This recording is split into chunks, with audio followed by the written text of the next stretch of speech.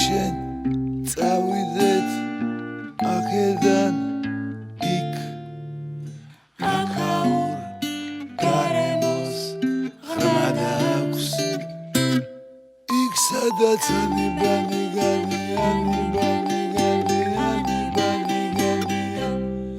იქ სადაც დირი დარი დურია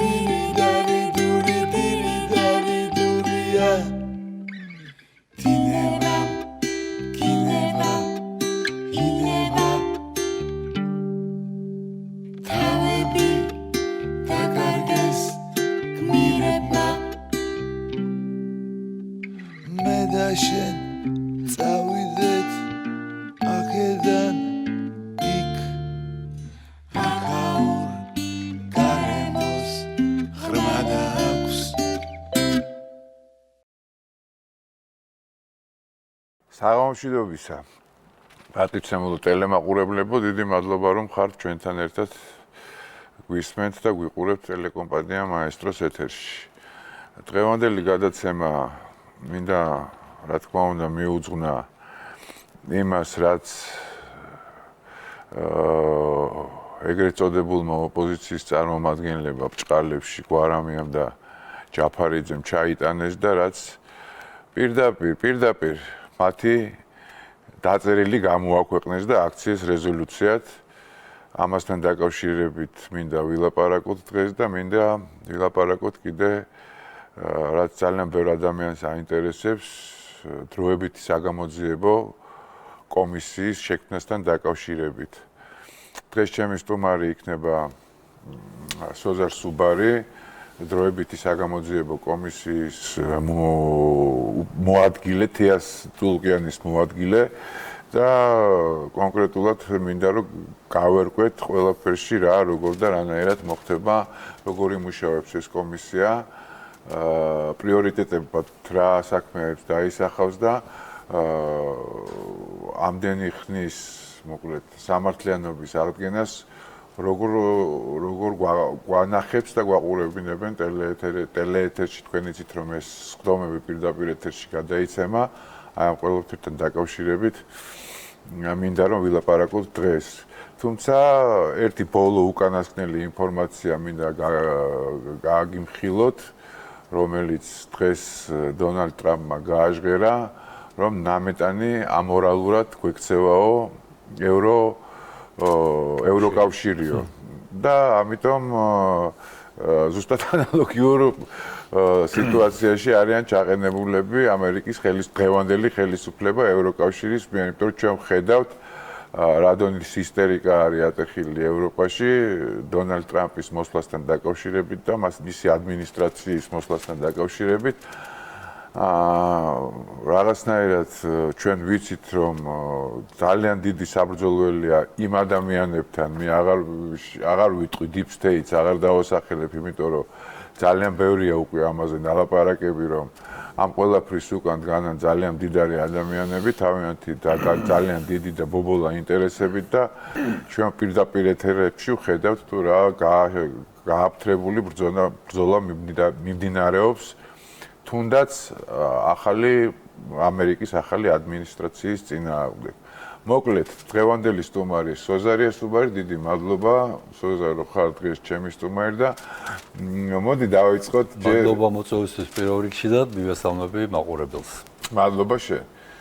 მოდი დავიწყოთ რეზოლუციით, რაც რეზოლუციაც გამოქვეყნდა პირდაპირ მე ამას ვარქმევ რომ ეს ყველაფერი იყო აქ დაწერილი, ჩატანილი და მე იქ დამტკიცებული. პრინციპში ეს რეკომენდაციის სახეა კი ამ ყველაფერს და რა სიტყვი შენ აი ამ ყველაფერზე, როგორ შეიძლება რომ საერთოდ ეს აღსრულდეს და აღსრულებაში მოვიდეს? მე-6 რეზოლუცია, მაგრამ გადააჭარბა ყველა წინააღებულს ერთად ყველა 5 წინას ერთად აღებულს გადააჭარბა იმდენი უსამართლო და არასწორი რამე წერია და არ მინდა სიტყვა სისულელე ვიხმარო, თუმცა სხვას ვერც დაარქმევ იმას, რაც იქ წერია და როდესაც ტრამპი ამბობს, რომ ამორალურია, როგორც ევროკავშირი გვექცევაო ამერიკას, ჩვენ რაღა უნდა ვთქვათ მართლა, მაგრამ ჩვენი საზოგადოება შეეჩვია ამას, კარგად გვახსოვს 3 წლის წინ, რომელიმე კუბილიუსი რო რაღაცას იტყო და რა ხდებოდა ქვეყანაში დაზაფრული იყო მთელი ქვეყანა უკანასკნელი ერთი საზღვრიდან მეორე საზღვრამდე, რა ვიცი, უშგულიდან ლაგოდეხამდე თითქოს ყველა იყო შეცდომებული, რომ ეს რა ხდება, რა გვეშველება და შევეჩვიეთ დღეს რომ ეგ აღარ ხდება, ხალხის ძალამ სხვათა შორის ამაში შევასრულეთ ძალიან დიდი როლი, რომ თქვით, რომ კარგი რა ილაპარაკონ, ჩვენი სახელმწიფო უნდა ავაშენოთ, ჩვენ მშვიდობა უნდა შევინარჩუნოთ ჩვენ ქვეყანაში და სამწუხაროა ის, რასაც ვხედავთ დღეს უკრაინაში, მაგრამ ასმაგად სამწუხარო იქნებოდა ჩვენთვის, რომ იგივე ჩვენ სამშობლოში გვეხილა. ორი საქართველოს ხელა ტერიტორია დაპყრობილი აქვს და ყოველდღიურად მიიწევს წინ რუსეთი და ვერ აჩერებს ვერავინ, ყოველდღე კვდება ათასობით ადამიანი და ღმერთმა არქნას, რომ იგივე ან მსგავსი რამე ჩვენ სამშობლოში განმეორდეს. რაც შეეხება რეზოლუციას, რეზოლუცია რა თქმა უნდა საქართველოში იყო დაწერილი და მიუხედავად იმისა, რომ ამდენი საძაგლობა წერია შიგნით, ოპოზიციიდან გამოსული ხმებით ვიცით, რომ თავიდან გაცილებით ვარესები ეწერა, მაგალითად, ითხოვდნენ კატეგორიულად ჩვენი ოპოზიციონერები, რომ იქ ჩაწერილი იყო საქართველოს მოსახლეობისათვის ვიზა ლიბერალიზაციის შეწყვეტა, რომ ვიზის გარეშე ევროპაში ვერ შევსულიყავით, როგორც ჩანს, ევროპელებმა არ გაიზიარეს, იმიტომ რომ მაინც ვერ გაიტანდნენ, ამას კონსენსუსი სჭირდება. ზუსტად არ ვიცი, შეიძლება აქვე კამათის დროს ვიღაცამ თქვა, რომ მოდი იქნება არ ღირდეს ჩვენ დაგვარტყამს ოპოზიციას, მაგრამ ყოველ შემთხვევაში ეს იყო ის მთავარი იდეა, რომლითაც მიდიოდნენ თავიდან და ბოლოს ეს იდეა ამოიღეს. რაც შიგნით წერია, სასიამოვნო რა თქმა უნდა არ არის, ხა ხშირად კი ვამბობთ, რომ ჩალის ფასი აქვს, მაგრამ როცა გვინდა ევროპასთან მეტი კონტაქტი, ევროპასთან ინტეგრაცია, რა თქმა უნდა ასეთი რამეები სასიამოვნო არ არის, მაგრამ როგორც ჩანს გასავლელი ეტაპია, იმიტომ რომ როცა ასე უსამართლოდ გექცევიან, იქ გულიც აღარ მიგიწევს, ხო? უნდა შეიცვალოს თვითონ ევროპაში ვითარება და ბევრი რამე იცვლება. ბევრი რამე დარწმუნებული ვარო, როგორც დღევანდელი ამერიკა და 13 თვის წინანდელი ამერიკა არის 13 თვის კი არა, 1 თვის წინანდელიც არის ცადა მიწა, სრულიად განსხვავებული რეალობა, სრულიად განსხვავებული პოლიტიკა, ასეთი იქნება ძალიან მალე ცვლილებები ევროპაშიც და ეს იქნება ის ევროპა, სადაც ჩვენ მართლა გულით გვენდომება წასვლა, იმიტომ რომ ღირებულებებში სამხედრო იქნება და სამართლიანობაც იქნება. ყველა აღიარებს დღეს ევროპაში, რომ რაც მოხდა მაგალითად რუმინეთში, როცა საკონსტიტუციო სასამართლომ გააუქმა არჩევნების შედეგი და რუმინეთი ვთქვი, ხო? რუმინელ ხალხს უთხრა, რომ საერთოდ არ გვაინტერესებს თქვენი არჩევანი. თქვენთან პრეზიდენტი იქნება ის, ვისაც ჩვენ გადავწყვეტ, ვისაც ევროკავშირი გადაწყვეტს, ვისაც deep state-იან USAID-აც უკვე ჩაწიხლული, მაგრამ მაშინ ძალიან დიდ ძალაზე მყოფი გადაწყვეტს და დღეს უკვე იცვლება ვითარება და დარწმუნებული ვარ არჩევნებში, რომელიც მალე იქნება რუმინეთში, სწორედ რუმინელი ხალხის არჩევანი გაიმარჯვებს. იგივე უნდათ ჩვენთანაც, იგივე პოლიტიკის გატარებას ცდილობდნენ ჩვენთანაც. მთელი წლებია რა, ტარდებოდა 10 წლეულები და ამას ცდილობდნენ 2012 წლიდან, მას შემდეგ რაც ჩვენ გავიმარჯვეთ, მაგრამ ნელ-ნელა არ მივეცით ამის საშუალება. განა არ იყო ზეწოლები, განა არ იყო ჩვენი მხრიდან შეთავაზებები და კი ბატონო ვითანამშრომლოთ, მაგრამ საბოლოოდ არაფერი არ ყოფნის იმას, რასაც ჩვენ გლობალურ ომის პარტიას ვუწოდებთ, ალბათ ეს კიდევ უფრო ზუსტი სახელია, ვიდრე deep state-ი, რასაც ტრამპი იყენებს. არ ყოფნის, იმიტომ რომ მას უნდა რომ ძალიანად იყო მის მორჩილებაში, სუვერენიტეტი სრულად უნდა გაგიკროს.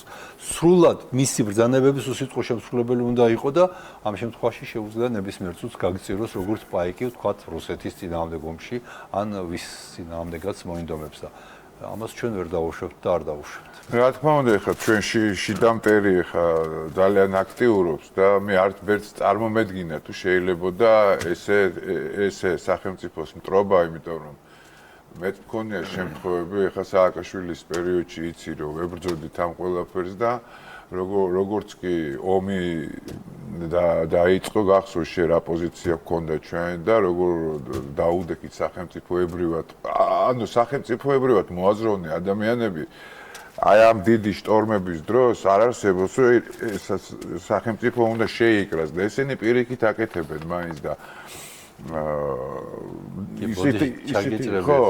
ყველამ ვიცოდით, რომ სააკაშვილი ამ ომისკენ მიდიოდა ნაბიჯ-ნაბიჯ. ყველა მისი განცხადება იყო მომზადება ომისთვის. ხა ვინ დაიწყო, რა დაიწყო ზარალაპარაკო. აი თვითონ როგორც ფარვანა მიისტრაფის ცეცხლისკენ და მე თვითონ იწვება, აი ესე მიდიოდა ამ ომისკენ ეს ერთი და მეორე ძალიან კარგად ვიცოდით მაშინაც და ვიცით დღესაც რომ ამ ომის თავდანაცლება შეიძლებოდა. მინიმუმს ვამბობ. მინიმუმ თავდანაცლება შეიძლებოდა, მაგრამ ერთი ხმა ამაზე არ მოგვიღია, ხო?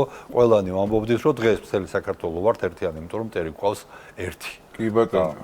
ამათ ეგ არა. აი ეს არის სახელმწიფოებრივი აზროვნება, ზუსტად ამას ვიძახი რა, რომ მე მახსოვს როგორ დაურეკეს ერთ-ერთ ლიდერს, ჩემს ძმაზე მაქვს ლაპარაკი, მაშინ მეგობარმა დაურეკა და ვინც მაშინ სააკაშვილს ვერ იტანდა რაღაცა უცხო ქვეყნიდან და მე თქვენო მაღაზია არ დაგელაპარაკებითო, ეს ჩვენი შიდა საქმეები არისო და თქვენ არა გაქვთ უფლებაო, რომ მე არა მაქვს უფლებაო, რომ ამ ეტაპზეო მაღაზია თქვენთან ერთად გავარჩიო სააკაშვილი ცუდია თუ კარგიაო რა. აი ეს გესმის, ანუ მოდი აი ესეთ კითხვას დაგისმევ, რა შეიძლება პრინციპში ამას რეკომენდაციის სახე აქვს, რაც მიიღეს მაგათმა გუშინ და შეუძლიათ რომ ეს პრინციპში მოიყვანონ მოქმედებაში, ან რა უნდა მოხდეს იმისთვის, რომ ეს მოქმედებაში მოვიდეს დაუშვათ აი ეს სანქციების სიტუაცია. მე-6 რეზოლუცია კიდევ ერთხელ გავიმეორებ და როგორც ცარიელი ფარატინა ქაღალდი იყო ის 5, ისევე დარჩება ეს მე-6. თუმცა ისე ვიმეორებ, სასიამოვნო რა თქმა უნდა რა არ არის, იმიტომ რომ ამას უსმენს ძალიან ბევრი ადამიანი ამდენ ტყუილს და ვიღაცა შეიძლება იჯერებდეს კიდევაც. მეორე ცუდი ის არის, რომ დღეს ევროკავშირის ხელმძღვანელობაში წინა ხელმძღვანელობაშიც არ იყვნენ ანგელოზები, მაგრამ დღევანდელ ხელმძღვანელობაში გაცილებით ბევრია ესეთი ადამიანი, რომელიც საქართველოს მიმართ უბრალოდ ანტაგონისტურად არის განწყობილი რა. თუნდაც იგივე კაია კალასი, თუნდაც იგივე კუბილიუსი და კარგად გვახსოვს თითოეული მათგანის განცხადებები. კაია კალასი იყო ესტონეთის პრემიერი და მუდმივად იყო საქართველოს კრიტიკაში, იმიტომ რომ ჩვენ ომი არ გამოვცხადეთ რუსეთს. მოგვიწოდებდა ჩვენ რომ სანქციები დაგვეწესებინა რუსეთისთვის და ყველანაირი ურთიერთობა ჩაგვეკეტა მასთან და ამ დროს მისი ქმარი და არა მარტო ქმარი, ოჯახი მთლიანად და მისი მამის ოჯახი მთლიანად და პლუს ქმარიც იმათ ჩართეს ამ ბიზნესში, ვაჭრობდა რუსეთთან და მილიონებს აკეთებდა. დღემდე აკეთებს მე როგორც ვიცი. და როდესაც მას ამის შესახებ უთხრეს ესტონეთის პარლამენტში, ესტონელმა პარლამენტარებმა, მან თქვა რომ უი მართ მე გარვიცოდიო რა, ეგ რაღაც ახალი ამბავია ჩემთვის. ესეთი მატყუარა ადამიანი როცა არის ქვეყნის პრემიერი და შემდეგ ხდება ევროკავშირში ერთ-ერთი მაღალი წარმომადგენელი, კომისარი არის საგარეო ურთიერთობების საკითხებში, ხო, ბორელის ადგილი დაიკავა და რა თქმა უნდა, კარგ განცხადებებს არ უნდა ველოდოთ, მაგრამ ნუ რას ვიზამთ, ეგ არის რეალობა, რომელიც საც უნდა გაუძლოთ და რომელიც აუცილებლად შეიცვლება. დღეს გაცილებით მძიმე ამოცანები აქვს ევროკავშირს და როდესაც იგივე ტრამპი ეუბნება, რომ თქვენ ამორალურად იქცევით და უწესებს თქვათ მაღალ ტარიფებს ევროპულ საქონელს, კარგი იქნება ამ ურთიერთობების დაალაგებაზე ილაპარაკოს ევროკავშირის საგარეო კომისარმა და ნაკლებად მოიცალოს საქართველოს შიდა საქმეებში ჩასარევად, მაგრამ ნუ მისი მორალი კარგად ჩანს ამბიდან, რაც წეგან მოუყევი, როცა საქართველოს მოგვიწოდებდა, რომ დაგვეწესებინა რუსეთისთვის სანქციები და თვითონ და მისი ოჯახი პირადად ვაჭრობდა რუსეთთან და ფულს აკეთებდა. სხვათა შორის პოლონეთია, ის უკაცრავად ესტონეთი არის ის ქვეყანა, რომელმაც რუსეთის უკრაინაში შეჭრის შემდეგ 600 ჯერ გაზარდა რუსეთთან რუსეთში წამლების ექსპორტი. ანუ 600 ჯერ ეს არ არის 600%, ეს არის 600 ჯერ. ანუ იყო 10 და თქვათ გახდა 6000. 60,000%-ია მე მგონი. ხო, აი ეს არის და ჩვენ მოგვიწოდებდნენ რომ დაგვეწესებინა სრული ემბარგო. ეს სამი ქვეყანა, ლიტვა, ლატვია, ესტონეთი იყვნენ ისინი, რომლებმაც გაზარდეს სავაჭრო ტვირთბრუნვა რუსეთთან, რომლებმაც სოფლიოში პირველი ადგილი დაიკავეს ალკოჰოლური სასმელების შეტანით რუსეთში თან, ვინიც, რომელიც საერთოდ არ მოდის იქ და არის წარმოება და თქვათ ვისკით, რომელიც ასევე არ არის ბალტისპირული სასმელი, ნამდვილად ვიცით, ხო? და ჩვენ მოგვიწოდებდნენ, რომ გინდა თუ არა დაგვეწესებინა ემბარგო და არც რუსული ტურისტი შემოგვიშვა ქვეყანაში, არც გვევაჭრა, რომლითაც ჩვენს ეკონომიკას ასეთ ზიანს მივაყენებდით, რომლის გამოსწორება შეიძლება 10 წლების კი დასჭირვებოდა. აი დღეს როგორც კი ტრამპმა ორიოდე კვირის წინ პირველი რაღაცა შედარებით ისეთი სიტყვა თქვა, რომ რუსეთთან ურთიერთობები უნდა დაიწყოს და პუტინს უნდა დაველაპარაკო, სანამ მოხდებოდა ეს ამბავი. სასწრაფოდ კოკა-კოლამ თქვა, რომ ის აპირებს აღადგინოს 30-მდე, არა, ზუსტად 18 ბრენდი იყო მე მგონი, თავისი 18 ბრენდი აღადგინოს რუსეთში. მანამდე არ შეუწყვეტია ვაჭრობა, მაგრამ მაკდონალდსმა და კოკა-კოლამ, ხო, მაგრამ თქვა, რომ უკვე ჩემი ბრენდით ბრუნდებოდა. თქვა, რომ წარმოიდგინეთ, ჩვენ რომ შეგვეწყვით და რუსეთთან ვაჭრობა და ჩვენ რო გვეთქვა, რომ ემბარგოს გიწესებთ. გარდა იმისა, რომ ჩვენ დავიზიანებდით ჩვენს თავს მხოლოდ და რუსეთს ვერაფერს დავაკლებდით, ეს 10 წლები გაგრძელდებოდა. მაკდონალდს და კოკა-კოლას შეიძლება ხოლმე გაუხსნას რუსეთმა კარი და ჩვენ არ გაგვიხსნიდა და ჩვენ მოუჩნდებოდით მართლა უფრთხულში, ეკონომიკურ უფრთხულში. აი ამას ითხოვდნენ ჩვენგან ის ევროპელი ბიუროკრატები, რომლებიც დღეს აი ამ განცხადებებს უჭერენ მხარს ამ რეზოლუციებს.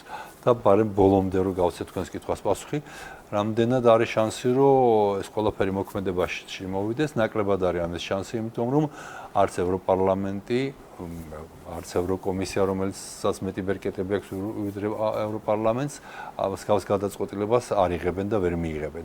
ამას სჭირდება ევროპის ყველა სახელმწიფოს პირველი პირის თანხმობა, ანუ ევროპული საბჭოს გადაწყვეტილება და იქ ყავს ჩვენ მეგობრები, რომლებიც ამას არ დაუშვებენ. კარგად გვახსოვს შეიძლება რომ ის მეგობრები გაწიონ დაუშვათ და წაართვან ვეტოს უფლება ან რაღაც ისეთი რომ ნაკლებად მოსალოდნელია მით უმეტეს იმ ფონზე, როდესაც დღეს კიდევ გავიმეორებ ევროკავშირს გაცილებით რთული ამოცანები უდგას წინ. ეს არის როგორ გადაწყვეტონ უკრაინის საკითხი და რა უპასუხონ იმ გამოწვევებს, რომლებიც ტრამპის მოსვლის შემდეგ დადგა მათ წინაშე ეკონომიკური გამოწვევებიც და დღეს იგი ხედავთ რომ მას შემდეგ რაც პუტინმა და ტრამპმა ილაპარაკეს უკრაინის ბედის გადაწყვეტაზე, როგორი ისტერიკა აქვთ, რომ ჩვენ ჩაგვთეთ მოლაპარაკებებში, ჩვენს გვათქმევინეთ რამე სიტყვა, თუნდაც ფორმალურად მაინც მიგვაღებინეთ მონაწილეობა, რომ ესე დაჩაგრულები არ გამოვიდეთ საერთაშორისო საზოგადოების თვალშიო და ეხა ამის ამდენამეს ვერ გააკეთებენ. იგივე მეგობარი ვახსენეთ წეღან უნგრეთის პრემიერ-მინისტრი ვიქტორ ორბანი, რომელიც არჩევნებიდან მეორე თუ მესამე დღეს ჩამოვიდა ჩვენთან 26 ოქტომბრის არჩევნებიდან და კარგად გვახსოვს ჩვენი ოპოზიცია ვიქტორ ორბანს, რობერტ ფიცოს უწოდებდნენ რუსეთის ლამის აგენტებს, პრორუსებს, რუსეთის ინტერესების შემსრულებლებს, ანტიევროპელებს და გამოვიდა დღეს ამერიკის პრეზიდენტი დონალდ ტრამპი და თქვა, რომ ევროპაში მისი მეგობარი არის ვიქტორ ორბანი და სწორედ ორბანის გავლით იქნება მისი კონტაქტი ევროკავშირთან და ევროპულ ქვეყნებთან. ასე რომ ალბათ ჩვენს ოპოზიციასაც მოუწევს ბოდიშის მოხდა და უკან წაღება თავისი სიტყვების. მოკლედ ეს ბიუროკრატია არის ვენებს რა მით უმეტესი მიუხედავად იმისა რომ აცხობენ და აცხობენ ამ რეზოლუციებს უფრო და უფრო თავის თავს იზიანებენ ესე ვთქვათ უფრო წყალდება მათი რეზოლუციები ყოველ შემთხვევაში საქართველოს მოსახლეობაში ეს ნამდვილად ესეა უკვე ხელი გვაქვს ჩაქნეული და აღარაფერში იმიტომ რომ უსამართლობაზე არის ეს აშენებული, უსამართლობაზე არის ეს დაყრდნობილი ეს ყველაფერი. იმიტომ რომ ქართველმა ხალხმა მისმა უმრავლესობამ ამ არჩევნებში ძალიან კარგად იცის რომ გაიმარჯვა პარტიამ, რომელიც იყო ხელისუფლებაში და ვერაფრით ვერ ეგუებიან მის გამარჯვებას. იმიტომ რომ თავში აქვთ მაინც ის რომ რაღაცნაირად შეგვიტყუონ ამ ომში, რომელიც საშინლად დაგვანგრევს და დაგვაზიანებს ჩვენ და ამიტომაც ხალხი, რა თქმა უნდა, ხვდება ამ ყველაფერს და არ დგავს ისეთ ნაბიჯს, რომ იგივე ძალა, რომელიც 9 წლის განმავლობაში ატერორებდა თავის საკუთარ მოსახლეობას, ის მოსახლეობა მოაბრუნოს ხელისუფლებაში. შეიძლება ახალგაზრდების ნაწილი ამას ვერ ხვდებოდეს მიტინგებზე რო დგას და თავისუფლება ისა ყვირის და მოკლედ არ იქნება სამართალი, არ იქნება მშვიდობა. ამ შემთხვევაში სამართალი მართლა არ არის მათ მხარეს და ეს უნდა გაითვალისწინონ ზუსტად, იმიტომ რომ ერთი ფაქტიც არ არსებობს იმისი, რომ ეს არჩევნები იყო გაყალბებული და თუ არ არსებობს და არ არის არჩევნები გაყალბებული, თქვენი ბრძოლაც, რა თქმა უნდა, არის ტყუილზე აგებული ბრძოლა. საფუძველი არის ტყუილი და ტყუილის საფუძველს ესეთი ტერმინებით, რომ არ იქნება სამართალი, არ იქნება სამართალი არ არის თქვენ მხარეზე, იმიტომ რომ ის 1,200,000 კაცი, რომელიც ადგა და მშვიდობას მისცა ხმა, ვერაფრით ვერ დაიჯერებს, რომ ეს თქვენი ბრძოლა ტყუილზე არ არის დაფუძნებული. ეს ამას თქვენ ის ადამიანები გატყუებენ, ვისაც აი რევანშისტული სახით უნდათ ხელისუფლება. ყველანაირი ყველა ფერზე ხელის მომწერი ხალხს უნდა ხელისუფლებაში დაბრუნება და მით უმეტეს რომ სააკაშვილის განთავისუფლება კიდე ყოველ რეზოლუციაში იწერება, ეს კიდე უფრო უარესდება, ხალხს კიდე უფრო აღიზიანებს და ამიტომაც ხდება ის, რაც ხდება დღეს საქართველოში. კარგი. ბოდიში ერთი წუთით.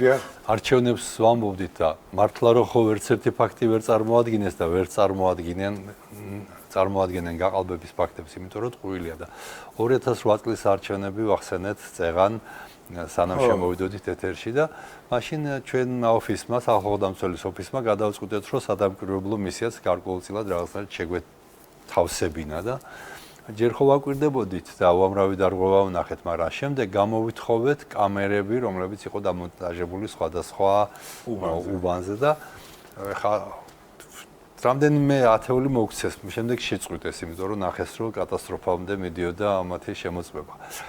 არ იყო ადვილი ამის ნახვა, იმიტომ რომ წარმოიდგინეთ, რომ 12 საათი რო იღებს კამერა, 12 საათი უნდა იჯდე მერე და ნახო დარღვევა რა არის. და აი რამდენიმე მარტივი დარღვევა. უბანზე, სადაც დღის განმავლობაში შემოვიდა 260 კაცი სიტყვაზე.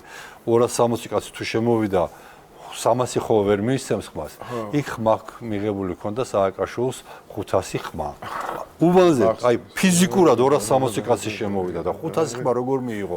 ასეთი იყო რამდენიმე უბანი და როგორც კი ნახეს, რომ ამის გადმოცემა არ შეიძლებოდა კონსტიტუციის კანონის სრულიად დარღვევით უარი გვითხრეს საქართველოს სახელმწიფოს უთხრეს უარი ამ მონაცემების გადმოცემაზე და აი გაეკეთებინა ეს რომელიმე არასამთავრობო ორგანიზაციას, NGO-ს, რომელიმე პოლიტიკურ პარტიას ღიად, მაშინდელისგან განსხვავებით დღეს ოღონდ კი ნახეთ, ყველას ვეუბნებით ნახეთ. ხო აღმოაჩენდნენ დარღვევას, მაგრამ არ უნდათ, იმიტომ რომ ზუსტად ისეა, რომ მაშინ უნდა აღიარონ არჩევნების შედეგი. აი როგორც სამართლიანმა თუ სამართლო არჩევნებმა ორგანიზაცია რო არის NGO სამართლო არჩევნები, იმან თქვა, რომ ჩემი ხმების პარალელური დათვლაო ემთხვევაო არჩევნების შედეგებს და ამიტომ არ გამოვაქვეყნებო. და 4 წლის წინ, როდესაც გააყალბა USAID-ის ფულით და ეს იცოდა დონორმა, გააყალბა ხმების პარალელური დათვლა და თქვა, რომ არჩევნები გაყავდა, იმიტომ რომ ჩემს მიერ გაყალბებულ ხმების პარალელურ დათვლას არ დაემთხვეოდა, ამას იყენებდნენ რევოლუციისთვის. ჩვენ როცა ვამბობდით, შალვა პაპუაშვილი მაშინ არ იყო პარლამენტის თავმჯდომარე, შალვა პაპუაშვილი იკვლევდა ამას და იმან დაადგინეს ყველაფერი. როცა შალვა პაპუაშვილი ამბობდა, რომ USAID იცოდა და არჩევნების გაყალბებისთვის კი არა, არჩევნების შედეგის დელეგიტიმაციისთვის იყენებდნენ ამ ხმების პარალელური დათვლის გაყალბებას და რევოლუციის მოწყობა უნდათ, არეულობა უნდათ.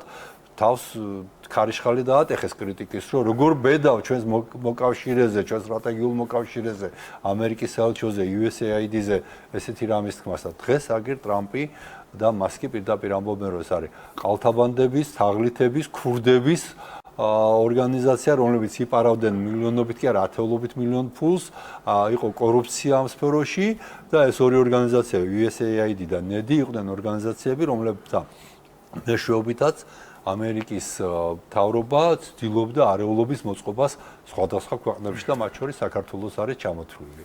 USAID-ის მარტო ამ 3 წლის განმავლობაში 30 მილიარდ დოლარზე მეტი აქვს დახარჯული უკრაინაში და დღეს ამბობენ, რომ უკრაინაში ამ ფულის დიდი ნაწილი საწავი და არ ეციან, ხოლო ის რაც იციან, წერენ პირდაპირ ამერიკელები თვითონ, რომ მოხმარდა მაგალითად სასამართლო სისტემის ხელში ჩაგდებას და კონტროლს.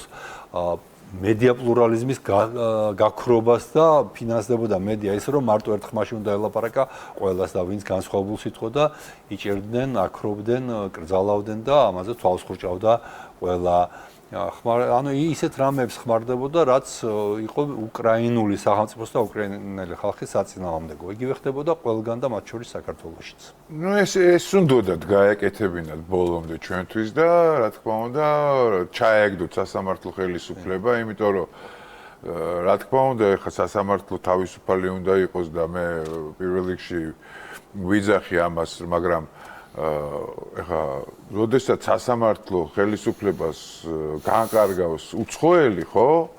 იქ დამთავრებულია აბსოლუტურად ყველანაირი ქართველის ინტერესი რა. და რატო ამბობენ რომ კორუფცია რო არ იყოსო? იმიტომ გვინდა ეს ვეტინგის ჩატარებაო, ანუ მოსამართლეთა შემოწმების. და სწორედ იმ ქვეყნებში, სადაც ეს ვეტინგი ჩაატარეს, არის ყველაზე კორუმპირებული სასამართლო, ეს არის უკრაინა, ეს არის მოლდოვა, ეს არის კოსოვო, ალბანეთი. ყველაზე კორუმპირებული სასამართლოებია და თან აბსოლუტურად დაქვემდებარებული გარედან კონტროლს. სასამართლო თუ არ არის თავისუფალი და უცხოეთიდან არის კონტროლირება და იქ დამთავრებულია. ლაპარაკი დამთავრებულია. პოლონეთის სხვათა შორის თავარი ზეწოლა და თავარი რის გამოც პოლონეთს ჰქონდა ძალიან დიდი დაპირისპირება ევროკავშირის ბიუროკრატიასთან იყო სწორედ რომ მას ხავდეს სასამართლო დაეთმო. პოლონეთი არ თმობდა. ძმები კაჩინსკები ჯერ გარდაცვლილი შემდეგ მეორე ძმა ეს პარტია სამართლიანობა და კანონი და სამართლიანობა ქვია თორსები პარტიას არ თმობდა ამას და ამის გამო მას ჰქონდა უდიდესი დაპირისპირება პოლონეთთან. სანამ არ მოიყვანეს დღევანდელი პრემიერი, მართლა ისიც ესეთი გარედან ევროპიდან ზეწოლით მოხდა მისი გაპრემიერება და დღეს ანჟეი დუდა პრეზიდენტი, რომელიც კანონი და სამართლიანობის კადრია, განგაშის სარებს არის ხებს, რომ დღეს შეიძლება დაუჭირდეს ისევ დავიცოთ ჩვენი ხმები ქუჩაში, იმიტომ რომ ევროკავშირი არ შეეგუება კანონი და სამართლიანობის გამარჯვებას. და უბრალოდ პოლონეთმა ეს დაპირისპირება ევროკავშირთან, ბრიუსელთან გადაილახა ეს გვარად მას შემდეგ, რაც დაიწყო უკრაინის ომი, იმიტომ რომ უკვე პოლონეთი დასჭირდა ევროპას როგორც ფორპოსტი, როგორც მთავარი საზღვარი უკრაინასთან და როგორც უკრაინის მთავარი მხარდამჭერი. დათმეს სასამართლო ბოლომდე. არა, არ დათმეს, მაგრამ ისევ ეს ეწოლა შერბილდა უკრაინის გამო, თორემ როგორც ორბანის წინააღმდეგ არის დღეს გამოცხადებული ჯვაროსნული ომი ბრიუსელიდან, ესეთივე იყო პოლონეთის წინააღმდეგაც. და ის ტუსკია ხო? ტუსკის პარტიას გაამარჯვებინეს მართლა გარედან ჩარევებით. არა ეს რუმინეთში რაც მოხდა ეს მართლა რაღაც საოცრება იყო, ხა დარწმუნებული ვარ ხა რუმინეთში თვითონ რომ ეს ეს ადამიანი რო ყოფილიყო, ვინც გაიმარჯვა, ულტრამემარჯვენე ადამიანი, აღარ მახსოვს გვარი მისი ხელისუფლებას არ დათმობდა ეხა ესე მარტივად, ხო? უბრალოდ ოპოზიციიდან იყო და ოპოზიციიდან ვერ მოახერხა ისევე როგორც 2008 წელს ჩვენ ვერ მოახერხეთ და ვარჩიეთ სისხლისღვრას და უბედურებას ისევ დროის და დარწმუნებული ვარ დღესაც რომ სწორედ მოიქცა მაშინ ოპოზიცია რომ სისხლი არ დაიღვარა და მე უკვე ნორმალური როგორ დავარქვათ ომი იყო რაც 2012 წელს ხდებოდა ის არჩევნები არ იყო ის იყო თავგანწირული ომი და სხვა გამოსავალი არ დაუტოვა უბრალოდ ხალხმა ხელისუფლებას რომ კიდე ამ გაყალბებულ არჩევნებით დარჩენილიყო იმიტომ რომ ყველა ტყვია ესე ვთქვათ დახარჯული ქონდა მაშინ ნაციონალურ მოძრაობას და ამიტომაც მოხდა ეს ეროვნული გამარჯვება 2012 წელს რომელიც ქონდა ბიძინა ივანიშვილს იმ დობის წინ აღდგომა იყო უბრალოდ შეუძლებელი და ეს სააკაშვილმა დაინახა თქო ვერ ვიტყვი, მაგრამ დაინახეს მისმა პატრონებმა გარედან და უთხრეს რომ ამას უნდა შეეგუო.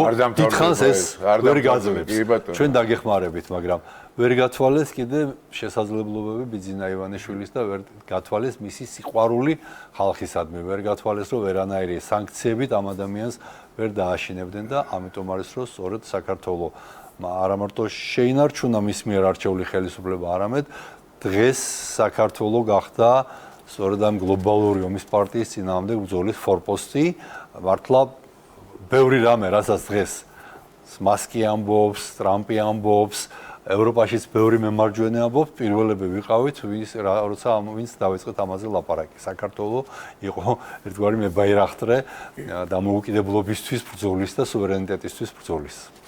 კარგი, ეხლა ესეთი შეკითხვა მინდა დავსვა, რომელიც ძალიან აინტერესებს ჩვენს მაყურებელსაც და ზოგადად ხალხს, ძალიან ბევრ ადამიანს, ან დროებითი საგამოძიებო კომისიის ესე ვთქვათ, პრიორიტეტები რა იქნება და როგორ შეიძლება საბოლოო ჯამში რა საქმეებზე შეიძლება იყოს ეს მოცემულობა გამვრცობილი, ესე ვთქვათ. იმიტომ რომ ძალიან ბევრი ადამიანი გულწრფელად ელოდება ამას, რამაც ძალიან დაიგვიანა ჩემი აზრით. ეს კიდე ძალიან უფრო ადრე უნდა მომხდარიყო და ესეთი შედეგები არ გვექნებოდა დღეს ქუჩაში, რა შედეგებსაც უყურებთ. იმიტომ რომ ზუსტად ის ადამიანები არიან მებაირაღები თუ როგორ დავარქვა რა. მებაირახტრეში. ხო, ვისაც ესეთი საშინელი ამბები აქვს, საქმეები აქვს გაკეთებული თავის ხალხის და ქვეყნის წინააღმდეგ. აი რა იქნება ამის პრიორიტეტები? აი დაუშვათ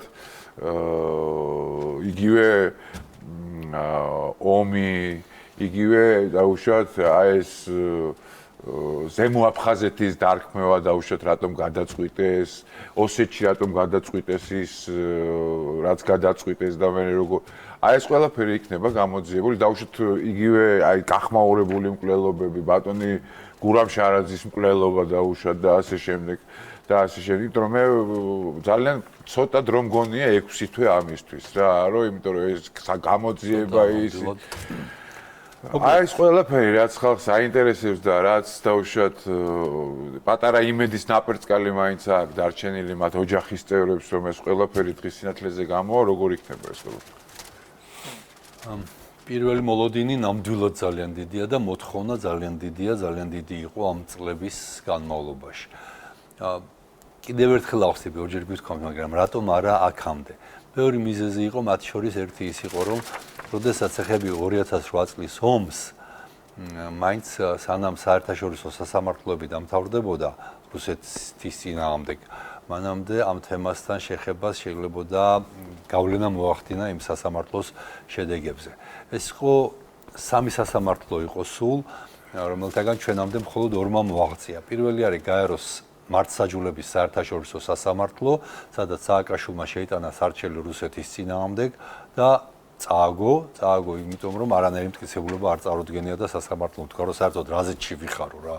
განხილვაშიც კი არ მიიღო, ეს იყო სამარცხინო მარცხი სააკაშვილის, მე არ ვიცი შეგნებული იყო თუ არა, შეიძლება ეს იყოს მსჯელობის საგანი კომისიის.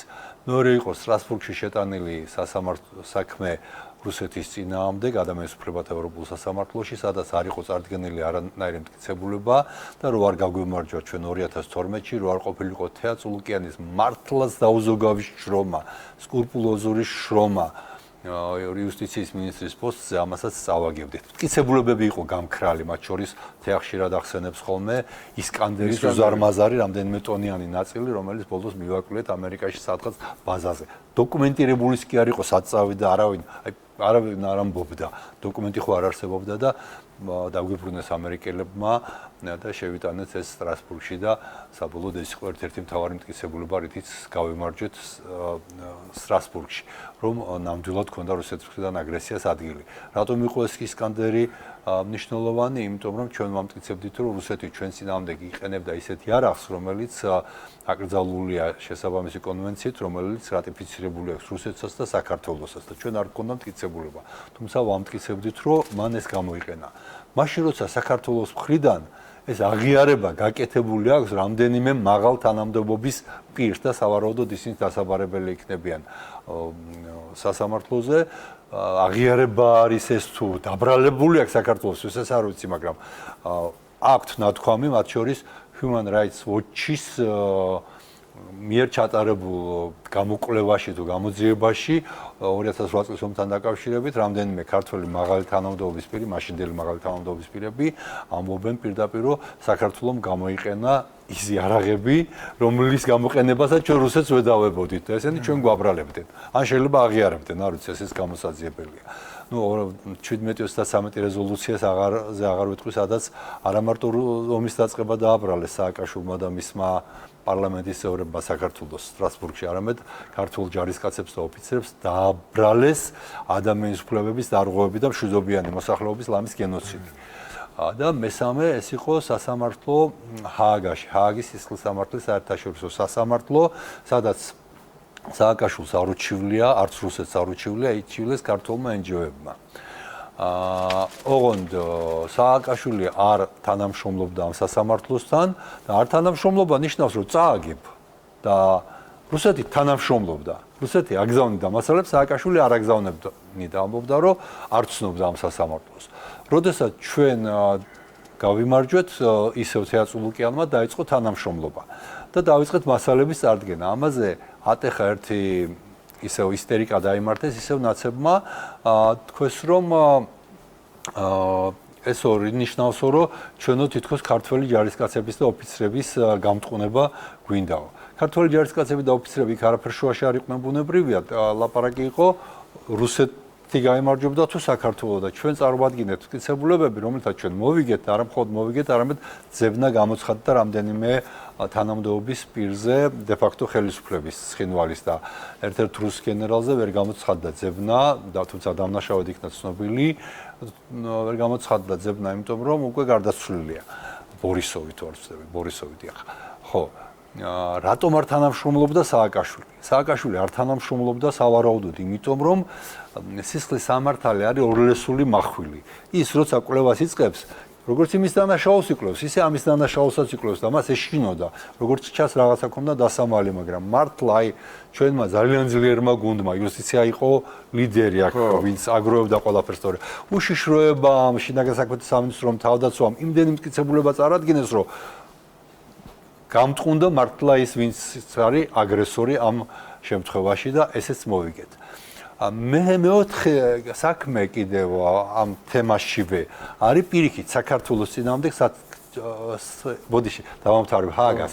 ესე იმდენად ბევრი მტკიცებულება წარმოადგენთ, რომ რაღაც ეტაპზე რუსეთი მიხვდა, რომ აგებდა ამ საქმეს და მანამდე თუ აქტიურად თანამშრომლობდა, არა მხოლოდ თანამშრომლობა შეწყვიტა, არამედ საერთოდ დენონსაცია მოახდინა ამ კონვენციის, რომლის საფუძველზეც არის ჰააგის სისხლის სამართლის საერთაშორისო სასამართლო დაფუძნებული, ეგრეთ წოდებული რომის სტატუტი.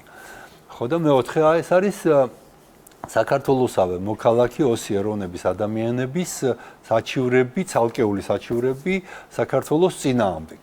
ამ საჩივრების შედგენაში და საქართველოს წინააღმდეგ ჩივილში ძალიან აქტიურად მონაწილეობდნენ ქართველი NGO-შნიკები მაშინდელი და დღევანდელი პოლიტიკოსები. მათ შორის ერთ-ერთი იყო ქალბატონი ანა დოლიძე. და ეს საქმეებიც ჩვენ ყველა მე მგონი ბოლომდე დამთავრებული არ არის, მაგრამ უმრავლესობა უკვე მოვიგეთ და ამას ვიგებთ მას შემდეგ, რაც რუსეთს მოვიგეთ სტრასბურგში ერთი საქმე, ამის შემდეგ უკვე გაადვილდა ამათი მოგება და პრინციპში დროის საკითხია, თორე ყველა საქმე არის ჩავთვალოთ რომ მოგებული. აი არის ვითარება ომთან დაკავშირებული. თუმცა ეს იმას არ ნიშნავს, რომ ჩვენ არ ამიტომ არ გვინდოდა აქამდე, მაგრამ ეს იმას არ ნიშნავს, რომ აწი უკვე ხალფეხი არ აგვაქვს ხსნილი და არ შევისწავლოთ და შესაძლებელი ბევრია. წეგან ახსენეთ, რატომ ჩაატარეს არჩევნები ყოფილი სამხრეთ ოსეთის ავტონომიური ოლქის მთელ ტერიტორიაზე, მაშინ როცა ეს ოლქი უკვე გაუქმებული ჰქონდა ჯერ კიდევ პირველ პარლამენტს.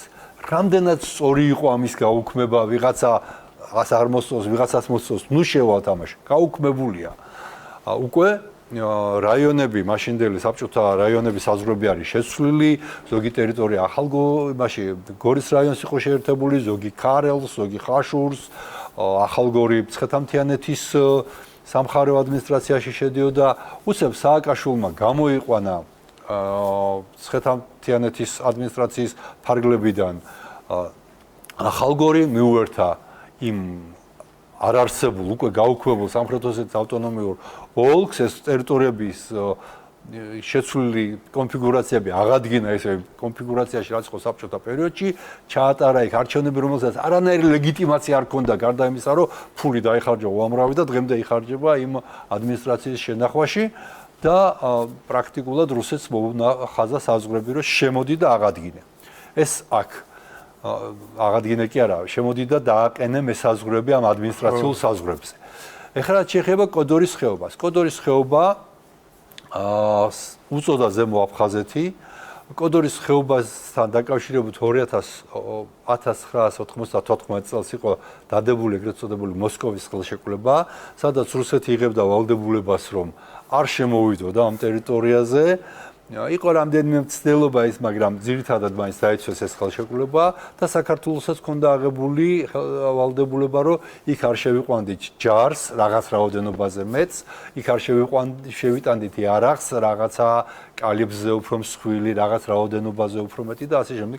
ჩვენც ვიცავდით ამ ხელშეკრულებას, ისინი იცავდნენ. სააკაშვილმა 2006 წელს იქ შეიყვანა ჯარი, პოლიცია ერთად. ადამიანები, რომლებიც იცავდნენ ხეობას ადგილობრივები და არა მხოლოდ ადგილობრივები, მაგრამ ბირთვი იყვნენ ადგილობრივები. ესენი იყვნენ გაერთიანებული ბატალიონი მონადირეში. ეს ბატალიონი მონადირე გააუქმა. გმირი დამცველები, როგორც იყო ემზარ კვიციანი, ბაჩუკი არღულიანი, ძალიან ბევრი ადამიანი, ზოგი გაიქცა, ზოგი დაიჭირეს, ბევრი მათგანი ციხეში გარდაეცვალა. ნორა კვიციანი ერთ-ერთი მთავარი, ვინც იყო აი სულის ჩამდგმელი კოდორის ხეობის დაცვის, კვიციანი არღულიანი. ნორა კვიციანი არღულიანი, რომელიც დაიჭირა და აბსოლუტურად შეთითხნილი ბრალდებებით იქნა გამოკეტილი ციხეში და იქ ისე დაავადდა, რომ გარდაიცვალა ამის შემდეგ და შეიყვანა ჯარი, ძალიან დიდი რაოდენობით, 3000 კაციანი თუ არ ვცდები, შეიყვანა, რომელიც იყო იმ ხელშეკრულების დარღვევა, შეიტანა იმ ოდენობის იარაღი, რომელზეც ამ ხელშეკრულები, რომლის შეტანის უფლება ამ ხელშეკრულებით ჩვენ არ გვქონდა და შემდეგ როდესაც ომი დაიწყო, ისე გამოიყვანა ეს ჯარი, რომ ერთი ტყვი არ გავარდნილა, ერთი არავის არ უსვრი. და სახელი გადაარქვა, რაც ყველაზე მთავარია, რა ზემო აფხაზეთ, რომელიც არასდროს არ ყოფილა. თუ შედიხარ, თუ ჯარი შეგყავს იმისთვის, რომ დაიცვა და ამბობ, რომ აღარ მაინტერესებს მოსკოვის ხელშეკრულება, მაშინ დაიცავე კიდევაც და თუ შეგყავს ჯარი იმისთვის, რომ იმას მისცე ხელში საბუთი, რომ მე დავარღვევ ხელშეკრულება და აწერ რაც კიდე გააკეთე და შემდეგ გამოგყავს ისე, რომ ერთ ტყვიას არ ისვრი, ამას რა ქვია თუ არა სამშობლოს ღალატი. და გამოიყვანა ჯარი და თან მოსახლეობა გააფრთხილეს. თქვენ არ გახვიდეთ, თქვენ არაფერი არ გემუქრებათო და მე ვრეკავდი, ერთ-ერთი ის ადამიანი მე ვიყავ, ის ვრეკავდი. ძალიან ბევრთან ვისი ტელეფონიც ჰქონდა, რომ ხახნო ძალიან მძიმედ იქნება საქმე და ცოტა უკვირდათ, არ მიჯერებდნენ, იმიტომ რომ ჩვენ აქ სხვა რამე გვითხრესო, მაგრამ რო დაიწყო დაბომბები, მე მივხვდი რომ მართალი ვიყავი და ზოგიერთი და კიდევ წამოსულიც იყო უკვე და მადლობა ღმერთს, რომ სვერპლი ნაკლებად ავიცილეთ, თუმცა ბოლომდე ვერა. იგივე მოხდა აქეთაც ცხინვალის რეგიონში, მოსახლეობას უთხრეს, რომ ჩვენ კი გავდივართ, მაგრამ თქვენ არაფერი გემუქრებათო და დაახლოებით 80 კაცი მოკვდა მხოლოდ ამის შემდეგ. მხოლოდ იმიტომ, რომ მათ უთხრეს, რომ თქვენ დარჩით, თქვენ არაფერი გემუქრებათ. არის თუ არა სამშობლოს ღალატი? მე ვფიქრობ, რომ არის. რადგანაც სამშობლოს ღალატი ვახსენეთ. 2008 წლის ომის წინ. აი წინათ 2 კვირით ადრე თუ 3 კვირით ადრე დაიწყეს საკანონმდებლო ცვლილებების შეტანა სისხლის სამართლის კოდექსში. ბევრი ცვლილება შედიოდა და მათ შორის ერთ-ერთი მუხლი იყო სამშობლოს ღალატის ამოღება სისხლის სამართლის კოდექსიდან. ვერ მოასწრეს. პირველი წაკითხვით მოასწრეს მარტო და ომის დამთავრების შემდეგ თვეში სექტემბერში მოიცალეს, რომ ეს თითქოს სხვა საქმე არაფერი გქონდა. ეს ცვლილება მieყვანათ ბოლომდე, მაგრამ საინტერესო რა არის, იცით? იქ ხო ბევრი ცვლილება შედიოდა, ვითომ დაინიცირდა. ყველაფერი ამოიღეს და მარტო ეს ერთი მუხლი გააუქმეს. ანუ ამისთვის უნდათ ამის ინიციერება. ანუ იცოდნენ, რომ სამშობლოს ღალატს გადიოდნენ. და ამოიღეს ეს მუხლი და ეს ყველაფერი რა თქმა უნდა იქნეს შესწავლილი და ყველაფერს თავის სახელი უნდა დაერქვას. 6 თვე ძალიან ცოტაა რა თქმა უნდა, 6 თვე შეიძლება არ იყოს ერთი კონკრეტული საქმის ბოლომდე შესწავლას. და ვიცით რა არის საქმეები, იგივე შარაძის ახსენეთ, ასეთი ბევრი საქმე შეიძლება იყოს, მაგრამ ამ შემთხვევაში ჩამორთმეული ქონებები, ციხეში გადაფორმებული ქონებები 12 წლები მიდის ამაზე მუშაობა. ძალიან ბევრი საქმეა. მე არ მინდა რომ ისეთი მოლოდინი შევქმნა, თითქოს ეს კომისია ყველაფერს ამას გასწრება. კანონი ჩვენ არ გვაძლევს უფლებას 6 თვეზე მეტ ხანს ეს მუშაობა გაგრძელდეს, ამიტომაც ჩვენ შევქმნით ჩარჩოს, ჩვენ უნდა რეჟიმის სახე ვაჩვენოთ, რეჟიმის გასამართლება მოვაწყოთ და ძალიან ბევრი საქმე, რომელიც ჩვენთან იქნება, ამის შემდეგ გადაიგზავნება შესაბამის საგამოძიებო უწყებებში, ზოგი პროკურატურაში, ზოგი შეიძლება სხვაგან და დარწმუნებული ვარ, რომ ძალიან ბევრ რამეს ხდება ფარდა, მაგრამ თავარი მაინც ის არის, რომ რეჟიმი უნდა გასამართლდეს და როცა ვინმე გვეუბნება ჩვენი დასავლელი ბრჭყალებში ვიტყვი ამ შემთხვევაში მეგობრები, რომ არ შეიძლება ეს არ არის დემოკრატიული, ბოდიშს მოუხდი ყველას და გავახსენებ, რომ 150-მდე პარტია არის ევროპაში გასამართლებული. აკრძალული მხოლოდ იმიტომ, რომ თქვათ რაღაცა არ მოეწონათ მათ ქმედებებში. ხშირ შემთხვევაში ყოველგვარი საფუძვლის გარეშე, დემოკრატიული საფუძვლის გარეშე. ზოგ შემთხვევაში შეიძლება რამე საფუძველი ყოფილიყო, მაგრამ არც ერთ ამ პარტიაზე იმ 150-დან არც ერთზე არ არის ბრალდება, რომ მათ სამშობლოს უღალატეს და ტერიტორიები გაყიდეს. არც ერთ ამ პარტიაზე ადამიანის უფლებათა ევროპულ სასამართლოს არ უთქვამს, რომ ისინი ჩადიოდნენ სისტემურ და სისტემატიურ დანაშაულს, ადამიანის უფლებების სისტემურ და სისტემატიურ დარღვევებს ხელისუფლებაში ყოფნის დროს და ეს გაცილებით მეტი საფუძველია, რომ პარტია იქნეს აკრძალული, ვიდრე ის საფუძვლები, რომლის გამოც ევროპაში ხდება აკრძალვა პოლიტიკური პარტიების და მათ შორის უკრაინაში აკრძალულ რამდენიმე ათეულ პარტიას აღარ ვახსენებ, იმიტომ რომ ომია, მაგრამ არ არის ომი მაშინ მოლდოვაში, სადაც აკრძალეს პარტია შორი, იმიტომ რომ ამ პარტიას დააბრალეს პრორუსობა. პრორუსები შეიძლება არიან კიდევაც დაბრალებას მე არ ვიცი, რა უბრალოდ ისინი ამბობენ რომ რუსეთთან გვინდა კარგი ეკონომიკური ურთიერთობები. ეხლა რუსეთთან საზღვარი არ აქვს მოლდოვას საქართველოსგან განსხვავებით და ერთ მხარეს რუმინეთი აქვს, რომელიც იგივე მოლდოველები და რუმინელები ერთი ხალხია, მეორე მხარეს უკრაინა არის მას და რუსეთს შორის, ასე რომ პირდაპირ საზღვარი არ აქვს, ვერ ტერიტორიებს ვერ მიყიდა ვერავინ განსხვავებით ნაციონალური მოძრაობისგან, მაგრამ აკრძალეს და ევროპამ ამას წაში დაუკრა და ჩვენ გავაკეთებთ იმას, რასაც სამართლიანობა მოითხოვს და რაც სამართლიანი იქნება ჩვენი. თუ არ გამოცხადდებიან, აი დაუშვათ არ გამოცხადდნენ ამ კომისიის ხდომაზე ისინი, ვინც დაუშვათ, ვიზიც დადგინდება, რომ რაღაც მოსასვლელი აქვს და ასახსნელი აქვს და პასუხი აქვს სარგებელი, მაშინ რა ხდება?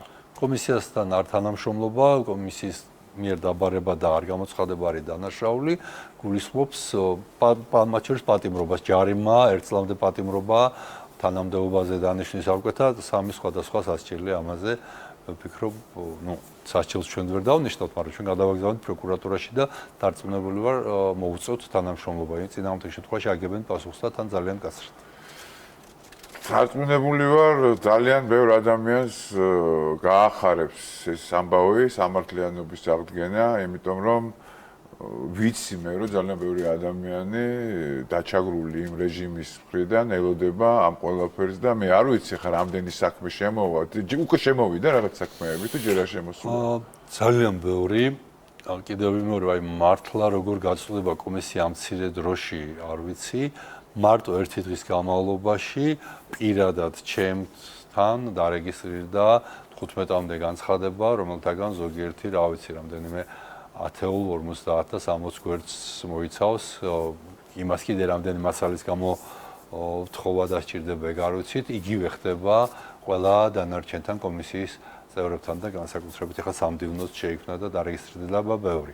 ამას დავუმატოთ ის მასალები, რომლებიც უკვე არსებობს, დავუმატოთ სახალხო დამცველის მოხსენებები 2008 წლის ომთან დაკავშირებით უამრავი ადამიანი გამომეხმაურა, რომელიც მზად არის რომ მისცემს ჩვენებებს, იგივე კოდორის ხეობაში რაც ხდებოდა იმასთან დაკავშირებით სამწუხაროდ ქალბატონი ნორაკვიციანი აღარ არის ცოცხალი, მაგრამ აგერ ემზარკვიციანი არის მემატიანე და ცოცხალი მოწმე ყველაფრის თავიდან ბოლომდე პირველი დღიდან ბოლო დღემდე და ასეთი ძალიან ბევრი მოწმე არის იქ და იგივე რაც ხდებოდა ცხინვალის რეგიონში, ასე რომ ძალიან ბევრი მასალა იქნება თავმოყრილი.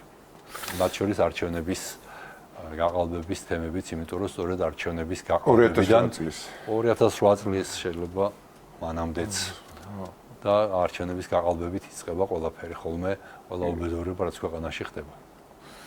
ძალიან დიდი მადლობა რომ იყავით ჩემი სტუმარი და უბრალოდ გურამ შარაძე ვახსენე და კიდევ ერთხელ ვიტყვი რომ რა ვიცი ძალიან დიდი სირცხვილია ეს ამ საქმის გამოუძიებლობა და დღის შუქზე რომ არ გამოვიდეს, იმიტომ რომ არა იმიტომ რომ ეხლა მისი შვილი ჩემი მეგობარია და ძალიან წუხვარ საერთოდ ამ თემაზე. არამედ იმიტომ, რომ თვითონ გურამ შარაძის პიროვნება გურამ შარაძე იმდენად დიდი იყო და ბუმბერაზი იყო ყოველ შემთხვევაში ჩვენი ეპოქისთვის, რომ არ შეიძლება ეს გამოუძიებელი დარჩეს. კაცი, რომელმაც მთელი თავისი ცხოვრება შესწირა სამშობლოს, როგორც მეცნიერმა პირველ რიგში და როგორც მოღვაწემ, მართლა ამ სიტყვის დიდი მნიშვნელობით და რა თქმა უნდა, ესეც აქ რა მასალები რაც იქნება იმის მიხედვით რამდენი საქმეა, რამდენი ადამიანის ქონება უკანონოდ გადაფორმებული და რამდენჯერ მარტო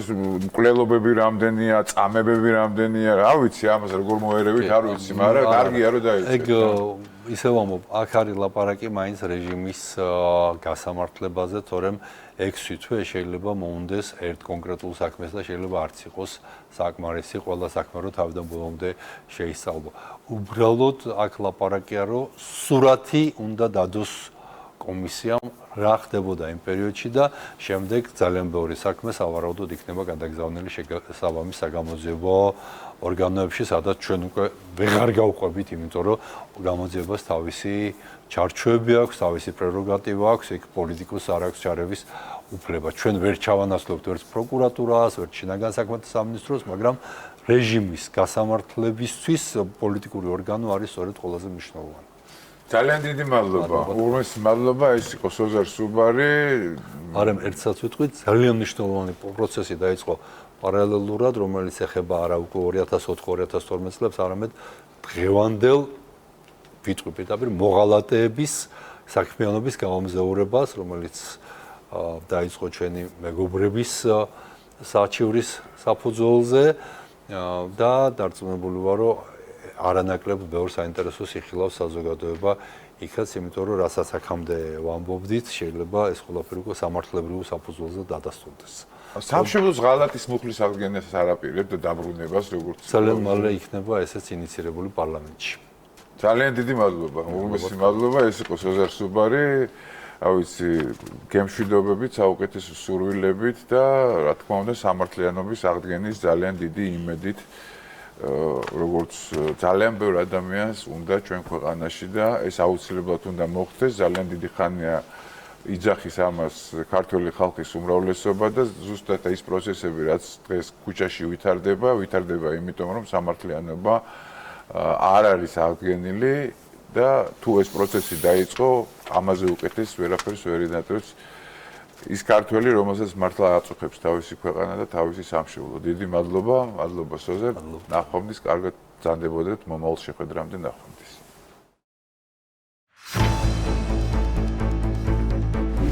ტრამპმა გასაგებად აგრძნობინა ზელენსკის, რომ უკრაინის ბედი საბოლოოდ მისი მონაწილეობის გარეშე გადაწყდება. მისი ყველაზე საშინელი შიში რეალობად იქცა, წერს ამერიკული ბლუმბერგი თავის წყაროებზე დაყრდნობით. გამოცემის თანახმად, უკრაინის ბედი მანამდე გადაწყდა, ვიდრე ზელენსკი მიუნხენის კონფერენციაზე ჩავიდოდა. რაღა თავისი ახალი არგუმენტები წარედგინა ამერიკელებისთვის უკრაინის დამოუკიდებლობის დაცვის შესახებ. ერთი დღით ადრე, ვიდრე დონალდ ტრამპი ვლადიმერ პუტინს დაურეკავდა, ამერიკელმა ლიდერმა აბსოლუტურად წყნარად განაცხადა, ოდესმე უკრაინა შეიძლება რუსეთის გახდეს. გამოცემა აღნიშნავს, რომ პრეზიდენტის სიტყვების აზრი გასაგები გახდა, როდესაც მან და პუტინმა 90 წუთიანი სატელეფონო საუბრის დროს სამიძე მიწვევები გაცვალეს.